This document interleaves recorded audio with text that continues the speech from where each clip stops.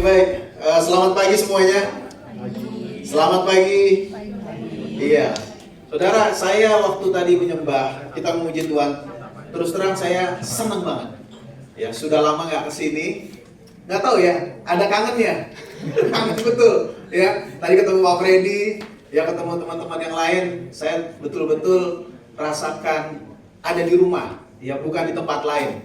Kita tahu Pastor Agus lagi ada di luar, di Kanada. Ya, minggu lalu Pak Justin, ya Justin yang membagikan firman Tuhan. Hari ini saya diminta untuk melayani di tempat ini, dan saya pikir ini suatu kesempatan untuk saya bisa ketemu dengan saudara kembali. Amin, saudara. Iya, ini ngomong-ngomong saya tuh masih anggota Serpong juga ini. Kenapa? Karena di handphone saya WA grup Serpong ada. Mau tim musik, mau supporting apa lagi, semuanya ada di situ, dan saya tahu pergerakannya semua. Jadi saya ada di situ, dan kadang-kadang saya waktu itu ada yang ulang tahun siapa gitu kan, tiba-tiba saya ucapin gitu, pada bingung semua, tiba-tiba muncul nama saya gitu kan. Karena memang saya bagian, maksud saya kita sama-sama, amin. Kita adalah keluarga, dan saya sedang bukan di tempat lain. Jadi puji Tuhan ya. Nah, kita akan mulai untuk firman Tuhan pada hari ini. Karena inilah kita merayakan hari Pentakosta, di mana Roh Kudus dicurahkan.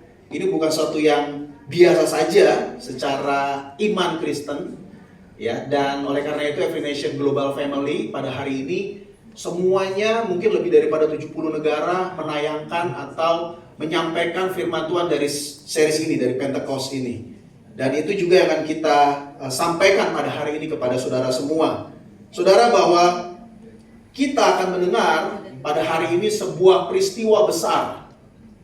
Ini bukan peristiwa yang biasa saja, dan ini terjadi di dalam Kisah Rasul 2, yaitu pencurahan Roh Kudus di hari Pentakosta. Kalau di dalam gambarnya yang biasa kita lihat, ya ada lidah-lidah api turun, orang-orang bisa melihat bahwa semua mengalami itu satu persatu. Karena Pentakosta itu adalah momen di mana janji Tuhan itu genapi dan gereja lahir untuk menjadi saksi Kristus hingga ujung bumi, saudara.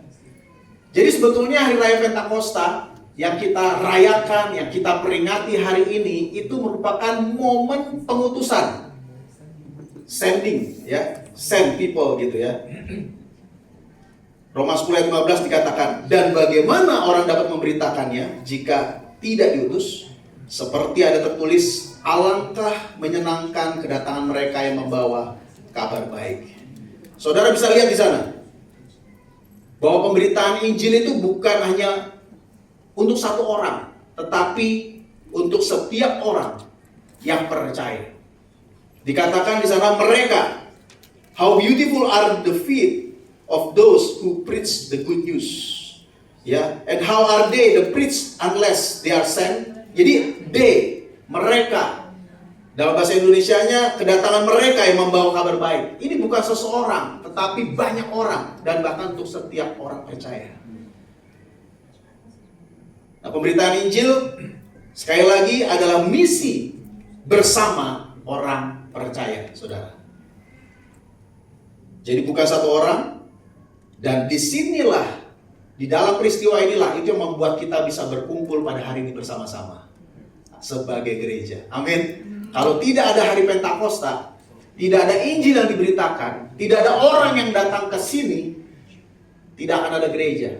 Untuk itulah kenapa kita bersyukur untuk hari Pentakosta ini, pencurahan Roh Kudus ini. Itu yang membuat kita dapat berkumpul sebagai gereja pada hari ini. Firman Tuhan diambil daripada Kisah Rasul 2. Kita akan baca ayat 1-4 bersama-sama. Saya mohon saudara untuk berdiri bersama-sama. Ada pembaca firman Tuhan 4 ayat. Kita baca sama-sama. 3, 2, 1. Ketika tiba hari Pentakosta, mereka semua berkumpul di satu tempat. Tiba-tiba terdengarlah bunyi dari langit seperti tiupan angin keras yang memenuhi seluruh rumah di mana mereka duduk. Dan tampaklah kepada mereka lidah-lidah seperti lidah api yang bertebaran dan hinggap pada mereka masing-masing. Lalu mereka semua dipenuhi dengan Roh Kudus dan mulai berbicara dalam bahasa-bahasa lain seperti yang diberikan oleh Roh itu kepada mereka untuk dikatakan. Tuhan Yesus, kami berdoa pada saat ini. Bapa, kami datang kepadamu. Biarlah Tuhan setiap umat-Mu dapat menerima kebenaran. Biarlah setiap omongan, setiap kata-kata itu semua adalah kebenaran daripada Engkau. Mari Roh Kudus, Kau pimpin kami. Biarlah firman-Mu, biarlah kebenaran-Mu yang dinyatakan. Dan biarlah setiap hati dapat mendengar suara-Mu Tuhan pada hari ini. Dan mengambil keputusan. Dan melakukan rencana-Mu, melakukan kehendak-Mu di dalam kehidupan kami semua. Terima kasih Tuhan, berkati di dalam nama Yesus. Amin. Silakan duduk. Baik, di ayat pertama ini saudara, ada dua hal yang perlu saudara ketahui di ayat pertama saja. Jadi 1a dikatakan ketika tiba hari Pentakosta. Saudara tahu hari Pentakosta dalam perjanjian lama itu ada peringatannya oleh orang Yahudi atau orang Israel. Itu adalah hari ke-50 sejak peristiwa Paskah. Mereka keluar dari Mesir. 50 hari kemudian mereka menerima hukum Taurat di atas gunung Sinai. Di saat itu firman Tuhan itu tertulis di atas loh-loh batu, saudara. Nah, Rasul Tuhan, ya maksudnya begini, di dalam Kisah Rasul Tuhan melakukan sesuatu yang baru. Kalau pada waktu itu firman ada pada loh batu, tetapi di dalam Kisah Para Rasul Tuhan melakukan sesuatu yang baru. Kali ini hukum Tuhan masuk ke dalam loh hati manusia. Artinya di dalam peristiwa Pentakosta, pencurahan Roh Kudus, Tuhan itu masuk dan berdiam di dalam setiap hati manusia. 2 Korintus 3 ayat 3 dikatakan, karena telah ternyata bahwa kamulah surat Kristus yang ditulis oleh pelayanan kami, ditulis bukan dengan tinta, tetapi dengan roh dari Allah yang hidup, bukan pada loh-loh batu, melainkan pada loh-loh daging, yaitu di dalam hati manusia. Itu hal yang pertama dari satu ayat ini pada hari Pentakosta. Kita tahu backgroundnya, ya, karena dua hal yang perlu kita lihat sebagai dasar memahami firman Tuhan pada hari ini. Jadi bagian yang pertama bahwa Pentakosta itu sudah ada, dan bagian yang kedua di ayat 1b dikatakan mereka semua berkumpul di satu tempat, saudara. They were all together in one place. Menurut Kisah Rasul 1 ayat 14, ada yang menarik, saudara. Yang berkumpul ini itu bukan hanya laki-laki saja, tetapi perempuan juga. Kali ini mereka semua bertekun dengan sehati dalam doa bersama-sama dengan beberapa perempuan serta Maria ibu Yesus dan saudara-saudara Yesus. Lihat saudara, mereka berkumpul, ya, dan sudah terlihat bagaimana bentuk gereja itu sebetulnya. Bahwa ada orang-orang yang berkumpul yang satu hati, satu tujuan, dan itu laki-laki dan perempuan. Tidak ada perbedaan di situ. Semua di hadapan Tuhan, mengenai iman semuanya sama, saudara. Amin. Dan di sini juga Rasul Lukas yang menulis Kisah Rasul ingin menyampaikan kepada kita bahwa gereja itu terdiri dari banyak orang dengan satu tujuan. Mereka bersatu, saudara. Tidak ada blok-blokan di dalam gereja, tidak ada penggolongan-penggolongan di dalam gereja. Semuanya memiliki satu hati, satu pikiran, semuanya memuliakan Tuhan, semuanya melihat kepada Tuhan. Di dalam iman, di dalam hal iman, sekali lagi sama semuanya di hadapan Tuhan. Nah, saudara, sebagai anggota Jemaat IAIN Serpong, ya, saya dorong untuk kita semua tetap menjaga kesatuan hati. Amin. Kita tetap menjaga kesatuan pikiran untuk tujuan yang sama. Jangan biarkan ada pikiran-pikiran yang lain yang memisahkan satu dengan yang lain. Karena sebelum pencurahan Roh Kudus terjadi, mereka bersatu. Mereka banyak, tetapi mereka berkumpul di dalam satu tempat. Mereka bertekun, mereka berdoa kepada Tuhan. Nah, selanjutnya di bagian berikutnya dari pasal 2 ini, saudara, itu pasal 2 ayat yang pertama. Kita masuk pada ayat yang kedua. Ini pasal ini banyak ayatnya, saudara, tapi kita akan baca secara sporadik. Nah, selanjutnya ini ada 4 poin, ada 4 hal. Karena apa? Setelah ayat yang pertama ini terdengar suara-suara, saudara. yang menggambarkan hal-hal penting yang terjadi dalam peristiwa Pentakosta. Ada 4 hal di sana. Yang pertama, suara dari langit. Ya, ayat kedua, tiba-tiba terdengarlah bunyi dari langit seperti tiupan angin keras yang memenuhi seluruh rumah di mana mereka duduk. Ya, a mighty rushing wind. Ya, suara dari langit ini bukan arahnya dari atas, saudara, bukan dari bawah. Ya, apa maksudnya di situ? Saudara, pencurahan Roh Kudus ini adalah kehendak Tuhan. Pencurahan Roh Kudus adalah rencana Tuhan. Dan setiap misi Tuhan itu selalu dimulai dari Tuhan. Itu kenapa sebabnya angin, terdengar angin dari atas, dari langit.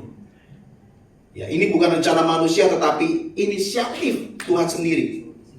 Nah, mengikuti suara dari langit itu, ayat yang ketiga, tampaklah kepada mereka lidah-lidah seperti lidah api yang bertebaran dan hinggap pada mereka masing-masing. Perhatikan, hinggap pada mereka masing-masing. Ayat 4a, lalu mereka semua, ini tidak terkecuali saudara, dipenuhi dengan Roh Kudus. Lihat di sini, walaupun mereka bersama-sama, tetapi mereka mendengar bunyi bersama-sama nih, suara yang keras, sama-sama dengar. Tapi adegan berikutnya, turun lidah api, muncul lidah api yang hinggap di masing-masing kepala mereka, hinggap di atas kepala mereka. Dan dikatakan semua orang, bukan sebagian, katakan semua orang. Orang yang percaya semuanya dipenuhi oleh Roh Kudus, tidak terkecuali saudara. Selanjutnya, setelah terdengar dari suara dari langit, terdengar suara dari bangsa-bangsa. Ayat 4b. Ya, dan mulai berbicara dalam bahasa-bahasa lain, seperti yang diberikan oleh Roh itu kepada mereka untuk dikatakan. Ini mujizat yang sangat unik, saudara. Di momen itu tiba-tiba orang-orang yang berkumpul, yang tinggal di Yerusalem, yang tidak pernah, sebagian orang-orang ini tidak tahu bahasa-bahasa lain, hari itu mereka berbahasa yang lain dari Yerusalem, yang ada di luar Yerusalem, bahkan dari daerah yang jauh-jauh. Ayat yang kelima kita baca, saya baca. Di sini ada gambar daripada map kota-kota yang ada pada waktu itu. Saya bacakan, waktu itu di Yerusalem tinggal orang-orang Yahudi yang saleh dari segala bangsa di bawah kolong langit. Ketika terdengar bunyi itu, berkerumunlah orang banyak. Mereka terkejut karena mereka masing-masing mendengar orang-orang percaya itu berkata-kata dalam bahasa mereka sendiri. Mereka semua tercengang-cengang dan heran lalu berkata, bukankah mereka semua yang berkata-kata itu orang Galilea? Bagaimana mungkin kita masing-masing mendengar mereka berbicara dalam bahasa kita sendiri, yaitu bahasa tempat kita dilahirkan. Kita orang Partia, Media, Elam, penduduk Mesopotamia, Yudea, Kapadokia, Pontus dan Asia, Frigia dan Pamfilia, Mesir dan daerah-daerah Libya yang berdekatan dengan Kirene, pendatang-pendatang dari Roma. Baik orang Yahudi maupun penganut agama Yahudi, orang Kreta dan orang Arab, kita mendengar mereka berbicara dalam bahasa kita sendiri tentang perbuatan-perbuatan besar yang dilakukan oleh Allah. Saudara bisa lihat bahwa ternyata mereka berbahasa-bahasa di luar daerah Yerusalem. Dan itu, momen itu, ini mujizat yang jarang terjadi dan mungkin satu-satunya gitu ya. Suara dari bangsa-bangsa, saudara, itu menunjukkan misi Tuhan sampai kepada bangsa-bangsa. Ini bukan kebetulan, tapi kita bisa melihat bahwa hati Tuhan itu sampai kepada bangsa-bangsa. Itu di slide berikutnya. Ya, bahwa misi, ya, bahwa hati Tuhan itu sampai kepada bangsa-bangsa. Pertanyaannya, melalui apa berita Injil keselamatan itu disampaikan, saudara?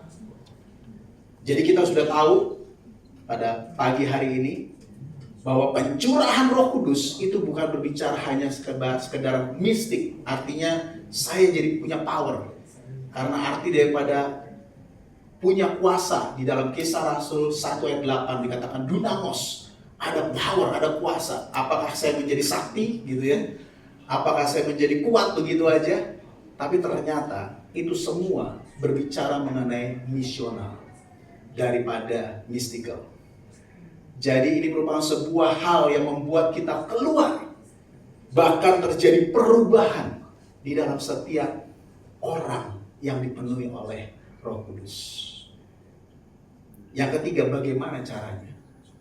Ini adalah suara kesaksian. Nah, ini bagian yang ketiga. Kisah Rasul 2:14 dikatakan, lalu Petrus bangkit berdiri dengan ke-11 rasul itu. Dan dengan suara nyaring ia berkata kepada mereka, hai orang-orang Yahudi dan semua orang yang tinggal di Yerusalem, perhatikanlah perkataanku ini dan ketahuilah. Jadi seluruh kaum Israel harus tahu, Petrus bangkit saudara, dengan pasti bahwa Allah telah membuat Yesus yang kamu salibkan itu menjadi apa saudara? Tuhan dan Kristus. Saudara bisa bayangkan ya, seorang Petrus berdiri dan dikatakan suara kesaksian. Jadi dari apa yang kita baca tadi, suara kesaksian adalah menyatakan perbuatan-perbuatan Allah dalam hidup mereka yang membawa perubahan tujuan hidup, yaitu menjadi pengikut Kristus. Saudara bisa bayangkan Petrus yang tidak terpelajar, Petrus yang adalah pengkhianat, Petrus yang adalah penakut, tiba-tiba bangkit berdiri, kemudian dia berkata-kata dengan begitu berani kebenaran Allah. Ya, peristiwa Pentakosta, saudara, bukan hanya membawa kepada kesegaran, membawa sesuatu yang baru, tetapi lebih jauh lagi pencurahan Roh Kudus atas setiap orang percaya itu membawa perubahan. Bukan hanya kesegaran, bukan hanya sesuatu yang baru, tetapi perubahan, saudara. Suara kesaksian adalah menyatakan perbuatan-perbuatan Allah dalam hidup mereka, bukan hidup orang lain, saudara. Yang membawa perubahan tujuan hidup, yaitu menjadi apa saudara? Pengikut Kristus. Yang tadinya punya agenda sendiri, yang tadinya punya rencana sendiri, sekarang membawa agendanya Tuhan. Sekarang memiliki tujuannya Tuhan di dalam kehidupan mereka. Seperti Petrus, tiba-tiba dia berdiri, yang biasanya dia mikirin dirinya sendiri, ya, bahkan dia kabur saudara, ketika itu berbicara mengenai keselamatan jiwanya, tapi kali itu dia bangkit dengan penuh keberanian, menyatakan kebenaran kepada ribuan orang. Wow. Jelas saudara, di sini Petrus berubah. Ya, saudara bisa bayangkan saat itu situasinya tidak mudah.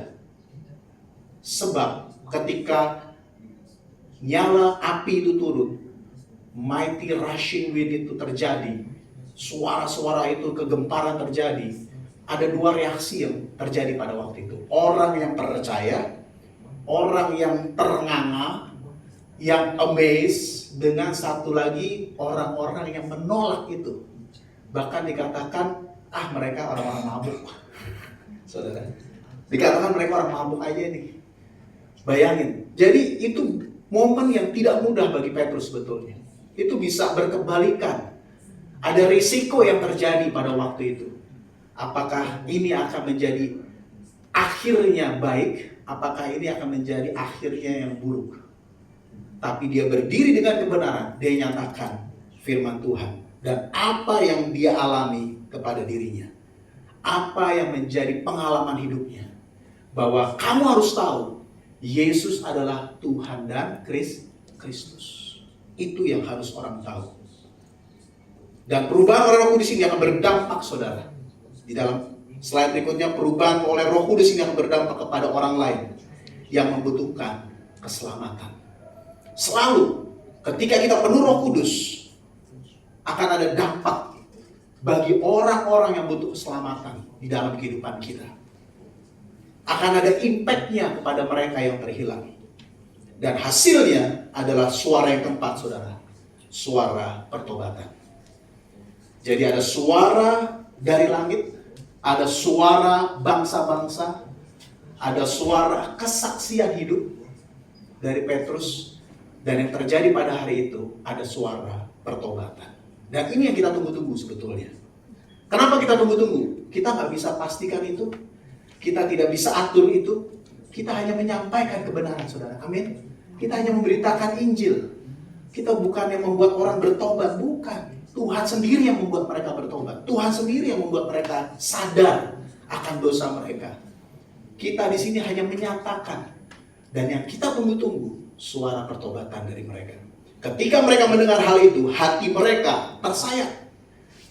Ketika Petrus ngomong, lalu mereka bertanya kepada Petrus dan rasul-rasul yang lain, apa yang harus kami perbuat, saudara-saudara? Di situ, yes, begitu orang nyerah, saudara, begitu orang ngerti, waduh, saya butuh Kristus, waduh, saya butuh Tuhan, waduh, hidup saya penuh dengan dosa, saya belum selamat, saya butuh Tuhan yang mengasihi saya, yang sudah mati buat saya mau percaya kepada Yesus. Disitulah, saudara, hal yang luar biasa terjadi. Hasilnya, saudara, pada hari itu 3.000 orang dikatakan bertobat dan dibaptis, lalu ditambahkan kepada jemaat. Wow. Nah, itu mereka. Itu Petrus. Bagaimana dengan bagian kita saat ini? Ternyata ada partnya kita, saudara. Di dalam ayat selanjutnya, sebab bagi kamulah janji itu, dan bagi anak-anakmu, dan bagi orang yang apa, saudara? Yang masih jauh. Kita baca sama-sama, ini ayat luar biasa. 3, 2, 1.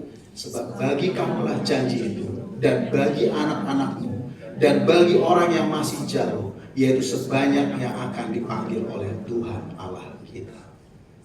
Di hari itu Petrus berkata demikian. Siapa orang yang masih jauh itu? Saudara dan saya. Amin. Janji itu untuk kita juga. Kepenuhan Roh Kudus itu untuk kita juga. Dan ada partnya kita, ada bagiannya kita disebut di situ. Saudara tahu ketika seseorang itu penuh Roh Kudus, once dia dipenuhi Roh Kudus, disitulah saatnya menjadi bagian kita. That's our turn. Itulah bagian kita untuk merespon firman Tuhan. Saudara gak peduli besar, kecil, tua, muda. Ketika saudara penuh dengan Roh Kudus, saudara akan mulai bergerak dan mengikuti arahan daripada Roh Kudus. Saudara tahu, kekristenan itu seperti orang melangkah. Yesus itu sudah melakukan bagiannya. Dia datang ke bumi, dia mati buat kita. Dan dia sudah mati, bangkit dan naik ke surga. Kita rayakan kenaikan dia. Sekarang, ini bagian kita, saudara, untuk merespon itu. Kalau kita tidak respon, ya begini nih. Tapi bagian kita untuk melangkah. Ketika kita penuh Roh Kudus, itu bagian kita. Kekristenan akan terus berjalan. This is our time. Ya, this is our turn. Ini adalah saatnya kita untuk merespon Tuhan di dalam kehidupan kita. Amin. Nah, kalau tadi Petrus, saudara, sekarang saya mau cerita tentang Petra. Petra. Oke, ini ada fotonya. Yang mana saya ya? Saya belakang, pakai baju kotak-kotak ungu gitu ya, paling pojok. Nah, saudara, ini foto waktu kami selesai kelas 3 SMA, mau perpisahan. Saya kuliah di Jogja, ini SMA saya di Bali. Nah, saya mau cerita dulu, saudara. Saya bertobat lahir baru itu kelas 3 SMP di Jakarta. Kemudian saya pindah ke Bali karena ikut orang tua kerja di sana, jadi saya sekolah di sana. Nah, kelas 1, kelas 2 saya pindah. Waktu kelas 2, saudara, waktu tadi saya katakan saya bertobat lahir baru kelas 3 SMP. Ada yang berubah, saudara, dari saya. Satu aja, yang instan. Itu adalah saya pengen banget, rasanya gimana sih menangin orang gitu. Menangin jiwa tuh gimana kelas 3 SMP loh, saudara. Kok bisa ada pikiran kayak gitu? I don't know. Itu salah satu perubahan yang instan yang terjadi dalam kehidupan saya. Rasanya gimana sih baptis orang? Keren banget gitu loh. Maksudnya luar biasa sih Tuhan itu gitu. Rasanya kalau orang kesaksian mau menangkan jiwa bla bla bla, penasaran saya. Kayak apa gitu ya. Nah, saudara, memang segala sesuatu itu harus ada awalnya gitu. Ya, setelah itu kehidupan saya ya banyak, puluhan, bahkan 50 aja lebih, kalian mungkin sampai 100 gitu, hampir mendekati 100 kali baptis orang gitu ya. Tapi untuk segala sesuatu memang harus ada awalnya, saudara, gitu. Nah, pada waktu itu ketika sampai pada waktu saya saya SMA di Bali, tiba-tiba ada teman saya yang datang kepada saya, dia curhat masalahnya. Anak SMA mana tahu jawabannya, saudara? Iya kan? Anak SMA mana tahu jawabannya? Yang saya cuma bisa jawab gini, Yuk kita berdoa. Kita berdoa, saya berdoa, ujungnya apa? Doa pertobatan, saudara. Gitu. Sederhana ya, saudara ya. Tetapi sebetulnya, kalau saya pikir itulah solusinya. Memang kita kadang-kadang kalau punya masalah nggak tahu bagaimana, kita berdoa aja, saudara. Amin. Dari situ ada solusinya. Benar, dia bertobat, saudara. Teman saya bertobat, kemudian dibaptis. Jadi, saya membaptis orang untuk pertama kali itu umur 16 tahun, saudara. Ya, teman saya yang saya pegang itu yang putih itu ya, Daniel. Namanya Daniel juga tidak. Ya, itu orang pertama yang saya baptis. Artinya ada perubahan. Ini kesaksian, saudara, ketika saudara percaya Tuhan. Ya, ada sesuatu yang berubah. Ada sesuatu fokus yang berubah dalam kehidupan kita. Ya, banyak hal dalam kehidupan saya yang tidak instan langsung, banyak banget, butuh tahunan, keras kepala juga, saudara. Ya, tetapi salah satu hal yang membuat saya rindu yang berubah adalah, rasanya gimana sih yang namanya bahasa orang? Kejadian, saudara, tanpa sesuatu yang dipaksakan, dan Tuhan sendiri membawa kita. Ketika saudara berdoa, Roh Kudus akan mengarahkan saudara untuk bertemu dengan momen-momen seperti itu. Ya. Nah, maksudnya apa? Orang itu bisa berubah, saudara. Orang itu pasti berubah ketika saudara penuh dengan Roh Kudus. Amin, saudara. Amin. Jadi Roh Kudus mampu untuk kita melakukan firman-Nya. Ketika kita dipenuhi Roh Kudus, itu membuat kita berjalan di dalam kebenaran Tuhan.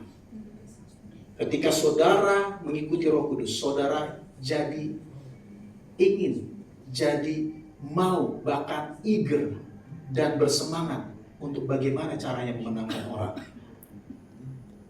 Terlepas dari saudara ibu rumah tangga, murid, sekolah, mahasiswa, pekerja, apapun juga. Saat kita berjalan di dalam kuasanya, ya Roh Kudus akan memimpin kita sampai kepada kebenaran Tuhan. Dan rencananya satu persatu terjadi di dalam kehidupan kita. Mungkin kita berkata, Yohanes 4 ayat 35 dikatakan, sekaranglah waktunya, saudara. Mungkin bukan 4 bulan lagi, bukankah kamu mengatakan 4 bulan lagi tibalah musim menuai? Tetapi aku berkata kepadamu, lihatlah sekelilingmu dan pandanglah ladang-ladang yang sudah menguning dan matang untuk dituai. Saya minta untuk di musik naik ke atas. Saudara merasakan bagaimana Roh Kudus memimpin saudara. Ya, mari kita pakai momen ini. Ketika saudara mendengarkan firman pada hari ini, apa yang Roh Kudus katakan? Apa yang Roh Kudus berbicara di dalam hati saudara? Saya percaya kita memiliki momen-momen bersama dengan Roh Kudus di dalam kehidupan kita. Saudara ingat ketika saudara momen-momen di mana saudara takut, momen di mana saudara ragu-ragu, khawatir, tetapi ada suara yang berkata, jangan takut, jangan khawatir. Itu Roh Kudus, saudara. Ada di mana saudara ketika jatuh dalam dosa, lalu ada suara katakan, bangkit. Itu bukan kamu, itu kamu yang lama, kamu yang baru, kamu bisa melakukan kebenaran. Bangkit anakku. Bahkan kadang-kadang kalau dalam kehidupan saya keras dia ngomong, bangkit Petra, jangan di situ terus. Saya pikir wow, oke Tuhan, oke saya bangkit. Suara itu selalu berbicara dalam hati kita. Mari kita responi suara itu. Itu Roh Kudus, saudara. Saya undang untuk kita bangkit berdiri. Mari kita pakai waktu ini untuk meresponi Roh Kudus yang sudah ada di dalam diri kita. Roh Kudus yang tinggal di dalam diri kita. Sebagai gerejanya, mari kita mendengar suaranya. Biarlah kita membuka telinga rohani kita. Kita membuka hati kita untuk mendengar Roh Kudus di dalam hidup kita. Tuhan, aku berdoa pada saat ini, biarlah Engkau sendiri yang berbicara melalui firman pada hari ini. Tuhan, bahwa Engkau sendiri yang memimpin langkah-langkah anak-anak-Mu sembari perjamuan disiapkan. Silakan dibagikan juga.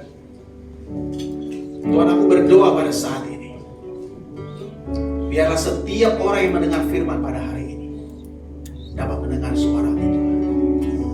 Bahwa Engkau selalu ada di dalam kehidupan kami. Engkau tidak pernah meninggalkan kami. Bahkan Kau terus mendorong kami untuk berjalan di dalam kebenaran. Tuhan, aku berdoa di dalam nama Yesus, biarlah setiap orang, Tuhan, berani bangkit untuk berjalan di dalam kebenaran-Mu, Tuhan. Menjadi terang dan garam dimanapun mereka berada. Aku berdoa di dalam nama Tuhan Yesus. Kuasa-Mu, Tuhan, nyata di dalam setiap umat.